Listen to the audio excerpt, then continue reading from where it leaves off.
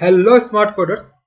ये हमारी master series का नेक्स्ट वीडियो है। इससे पहले जो हमारी वीडियो थी उसमें हमने डिस्कस किया था कि जेडीके, जेआरई और जेआईटी, जेवीएम इन कंपोनेंट का क्या यूज है, और आप जब कोई भी एक जावा प्रोग्राम रन करते हो तो उन कंपोनेंट का कैसे कैसे वो फ्लो में यूज होते हैं। तो अगर आपने वो वीडियो नहीं देखा है तो मैं आपको सजेस्ट करूंगा कि इस वीडियो को देखने से पहले आप हमारी वो वाली वीडियो देख लें, ताकि इस वीडियो में मैं जो चीजें भी आपको डिस्कस करने वाला है वो आपको बहुत ही इजीली समझ में आ जाए। तो चलिए आज का वीडियो शुरू करते हैं। और वीडियो शुरू करने से पहले अगर आप हमारे चैनल पर नए हो तो चैनल को सब्सक्राइब कर दीजिए, पास वाले बेल आइकन को प्रेस कर दीजिए, ताकि जब भी मैं सीरीज का कोई भी नया वीडियो अपलोड करूं तो आपको सबसे पहले नोटिफिकेशन आ जाए। तो आज की वीडियो के अंदर हम लोग इंटरव्यू क्वेश्चंस कवर करने वाले हैं। जो लास्ट की वीडियो में हमने जो टॉपिक कवर किया है उस पर कौन कौन से इंटरव्यू क्वेश्चंस बन सकते हैं जो मोस्टली आपको इंटरव्यू पूछेगा ही, वो हम लोग इंटरव्यू क्वेश्चंस कवर करने वाला है।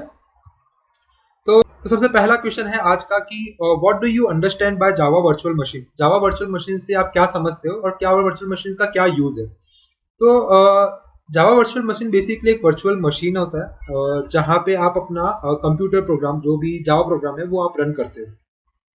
So a Java virtual machine is a virtual machine that enables a computer to run Java program as well as programs written in other languages that are also compiled to Java bytecode.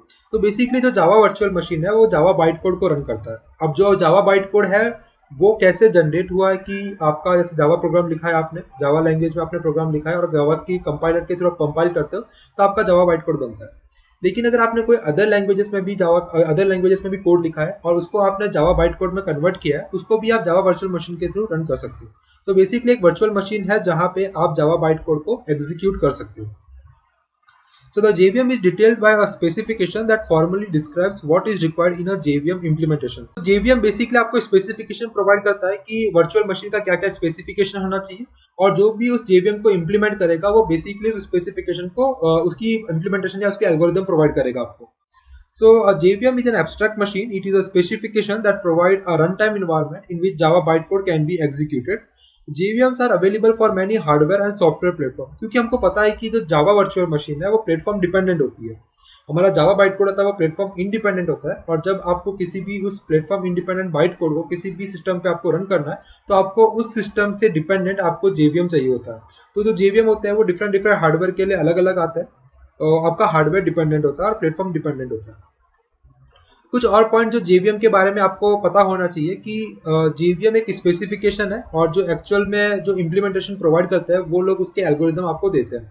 So specification where working of Java virtual machine is specified but implementation provider is independent to choose the algorithm.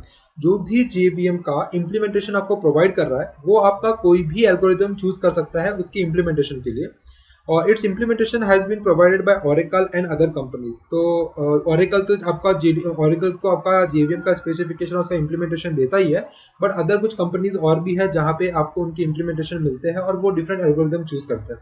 जैसे कि आपका open JDK हो गया या फिर Amazon कैरेटो हो गया, वो लोग भी अपना खुद के इनके इम्प्लीमेंटेशन आपको प्रोवाइड करते हैं। उसके बाद में its implementation is known as JRE. जो उसका इम्प्लीमेंटेशन होता है उसको जावा रन टाइम इन्वायरमेंट के नाम से जाना जाता है। Runtime instance, whenever you write a Java command on the command prompt to run the Java ideas, an instance of JVM is created. मतलब ऐसा कि आप जब जावा प्रोग्राम आपने लिखा उसको आपने कंपाइल किया जावा सी कमांड के थ्रू, तो आपने कमांड प्रॉम्प्ट ओपन किया, जावा सी कमांड लिखा और आपने अपने फाइल का नाम लिखा, तो वो उसको बाइट कोड में कन्वर्ट कर देता है। जब आप उस बाइट कोड को रन करते हो जावा प्रोग्राम्स के थ्रू, मतलब जावा कमांड के थ्रू, तो वो आपका बेसिकली एक जेवीएम का इंस्टेंस क्रिएट करता है, और उस इंस्टेंस के अंदर आपका वो जो प्रोग्राम है वो एग्जीक्यूट होता है। तो जब भी आप जावा कमांड रन करते हो वो आपका एक जेवीएम का इंस्टेंस क्रिएट करता है, वहां पे आपका जावा प्रोग्राम एग्जीक्यूट होता है। तो ये कुछ चीजें हैं जो आपको जेवीएम के बारे में पता होना चाहिए, और कैसे वो काम करता है वो आपको पता होना चाहिए। और नेक्स्ट इंटरव्यू क्वेश्चन है कि what is the difference between the JDK, JRE and JVM और इन जेआईटी। तो गाइस इस वीडियो इन चारों कंपोनेंट के बारे में हमने पुरानी वाली वीडियो के अंदर बहुत ही डीपली डिस्कस किया है। सारे कंपोनेंट कैसे कैसे काम करते हैं, एक जावा प्रोग्राम को रन करने में कौन सा कंपोनेंट कब यूज में आता है और उसका क्या यूज केस होता है, और वो कैसे इंटरनली काम करता है, वो सारा चीजें हम लोग पिछले वीडियो में डिस्कस कर चुके हैं। तो आपको आई बटन या डिस्क्रिप्शन के अंदर पुरानी वाली वीडियो का लिंक दे दूंगा, आप वहां पे जाके उसको मतलब चेक कर सकते हो। अगर आपको कुछ समझ में नहीं आता है तो आप मेरे को कमेंट बॉक्स में पूछ सकते हो। तो हमारा आज का फिर नेक्स्ट इंटरव्यू क्वेश्चन है कि how many types of memory areas are allocated by JVM. तो जब भी जेवीएम आपका कोई प्रोग्राम रन करता है तो कितने टाइप की मेमोरीज आपको अलोकेट होती है। तो ये जो है आपका रेक्टेंगल बॉक्स, इसके अंदर 5 टाइप की मेमोरीज है। पहला है आपका मेथड एरिया और इसको क्लास एरिया भी बोला जाता है। फिर सेकंड है आपका हीप मेमोरी, थर्ड है आपका स्टैक मेमोरी, फोर्थ है आपका पीसी रजिस्टर्स एंड फिफ्थ है आपका नेटिव मेथड स्टैक। तो इसके बारे में डिस्कस करते हैं कि ये सब चीज़ें क्या है। तो सबसे पहला है क्लास और मेथड एरिया। क्योंकि देखो जावा जो है वो एक ऑब्जेक्ट ओरिएंटेड प्रोग्रामिंग है और यहाँ पे जितने भी हम लोग मोस्टली जो प्रोग्राम लिखते हैं वो क्लासेस के थ्रू शुरू होते हैं और क्लासेस के अंदर ही हम लोग मोस्टली अपना जावा कोड लिखा जाता है।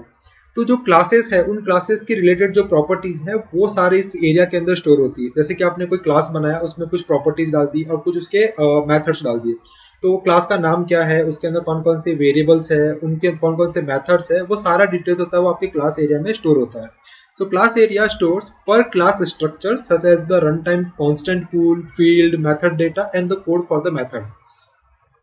नेक्स्ट है आपका हीप मेमोरी। हीप मेमोरी आपको सबको पता होगा कि जब भी जावा के अंदर कोई ऑब्जेक्ट क्रिएट होता है वो मोस्टली आपका हीप मेमोरी में स्टोर होता है।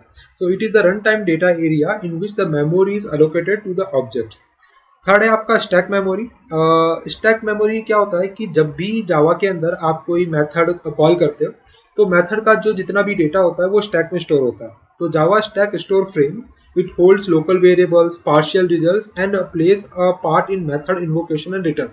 तो मेथड कैसे इन्वोक होता है और वापस कैसे रिटर्न होता है वो सारा चीज आपका स्टैक मेमोरी के थ्रू हैंडल होता है।